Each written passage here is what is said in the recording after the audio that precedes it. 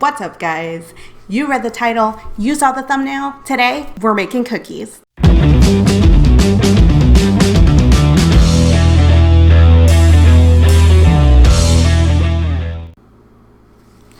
I'm gonna be honest, guys, it's been really difficult to make this video because I can't tear myself away from Animal Crossing. I thought to myself, what could I possibly make a video about that can get me away from Animal Crossing? Cookies that look like fruit from Animal Crossing. When I'm planning a party, going to a party, or even just thinking about a party, my first ideas for what I could make always revolve around cookies. Cookies decorated with royal icing, to be exact. Cookies decorated with royal icing look impressive to everyone else, even if you think they look terrible.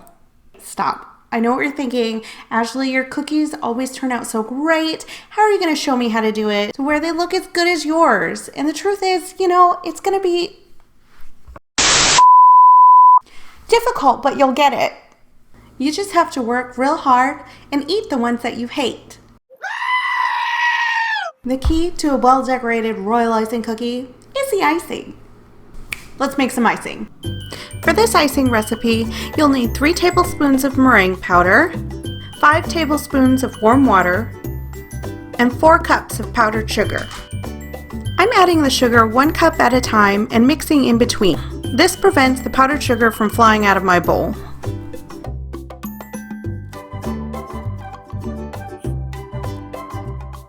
Once you've added all of your powdered sugar, your icing will be pretty thick and look nothing like royal icing. That's completely normal. At this point, we're going to add water 1 tablespoon at a time until we get the consistency that we want. Our goal is to get a nice silky icing like this. A general rule of thumb for fluid consistency icing is that icing, when dripped into the bowl, should blend back in at 10 seconds.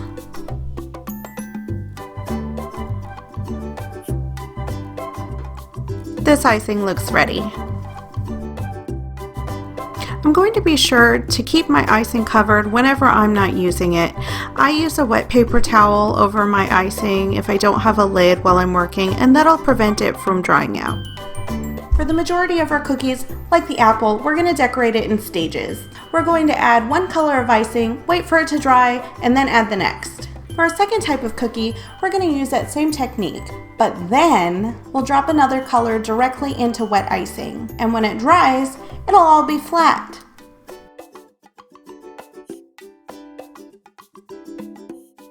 Now that our icing is ready to go and our cookies are baked, it's time to get started decorating. For the apple, we are going to need red icing, yellow icing, and a little bit of brown. I'll be mixing the yellow icing first for this section. When coloring royal icing, it's best to use gel food coloring. You can use regular liquid food coloring, but it will change the consistency of your icing, so you may need to add more powdered sugar. This icing, however, has been sitting out for a little bit, so it's starting to get dry. We fix that by adding just a little bit of water to bring it back to the correct consistency.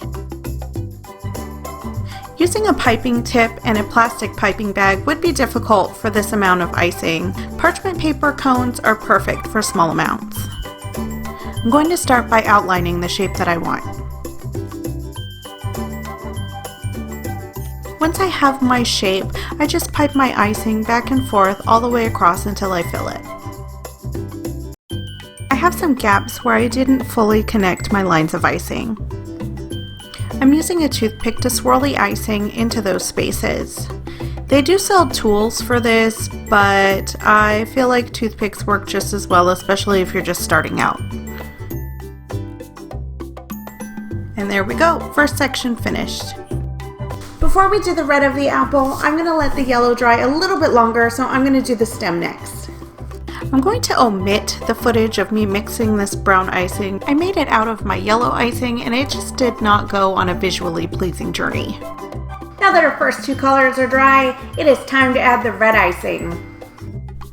Red icing is my least favorite because no matter how much of the food coloring I add, it never turns out to be the right color. I always have to add a lot more.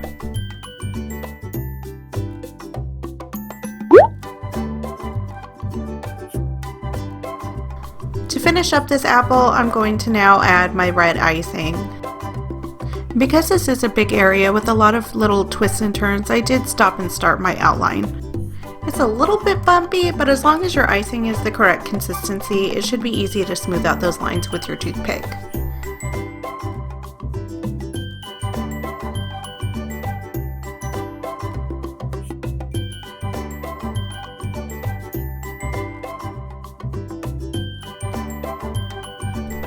Next up is the orange.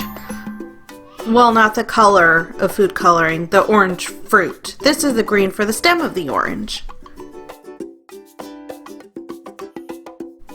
Just like our yellow icing, I have to add a little bit of water to bring this back to the correct consistency. But this time I added a little bit too much water and now it's really runny.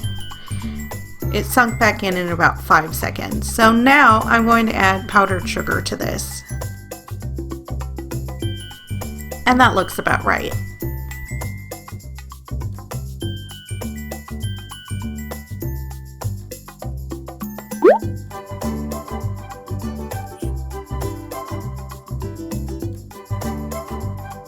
This section of the orange has a few different parts, the leaf, the stem, and these little green bits. I'm going to pipe them separately with a few minutes of drying time in between because I don't want it to look like a big green blob.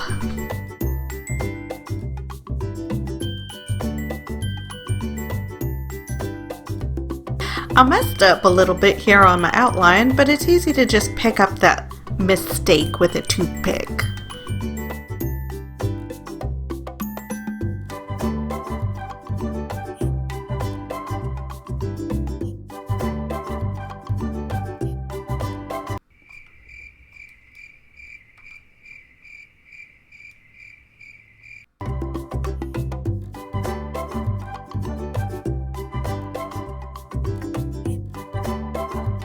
The most challenging thing on this orange is the big orange space and my tiny little tip on my piping cone. So I just kind of scribbled in the icing right there and I smooth it out with my toothpick. Turned out just fine and you would never know. We are just about halfway through our cookie lineup and we have peaches. Again, I'm going to do the smaller details first before I fill in the larger spaces.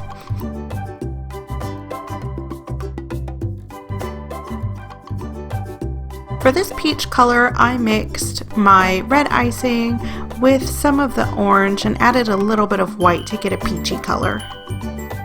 Similar to the green section on the orange, I don't want this peach to look like a big giant blob, so I am going to pipe the first section, wait for a few minutes for it to dry, and then pipe the second section so that it dries with that line down the middle.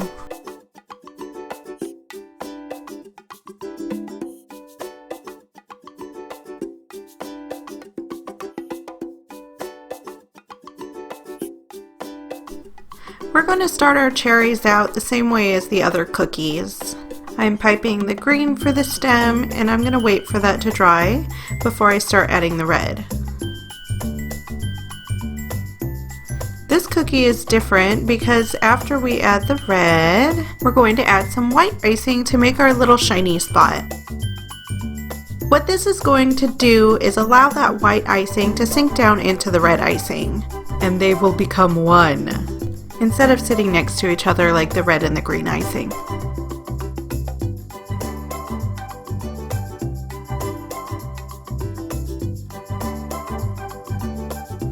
Super cute! Last, we're going to do the pear. Now this is my favorite one. I just love the way it comes out. I'm using the green icing that I had previously mixed, but I separated it into two separate bowls and added different amounts of white and yellow to get the two different colors for the pear that I need. Once I finish with the smaller details on the pear, I'm going to let those dry before I move on.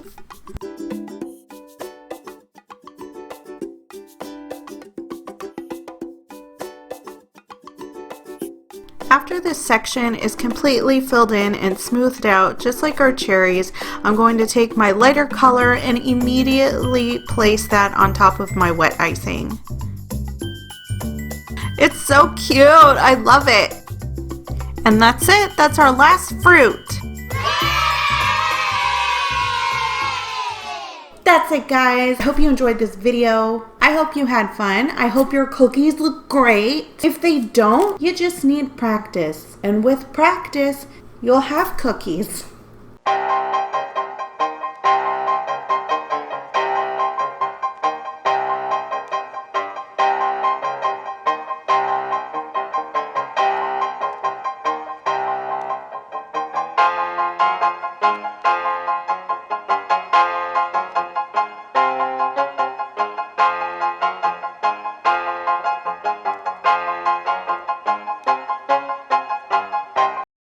Thanks for watching, guys. Don't forget to like this video and subscribe to my channel. Now, time for me to get back to work because I'm in debt.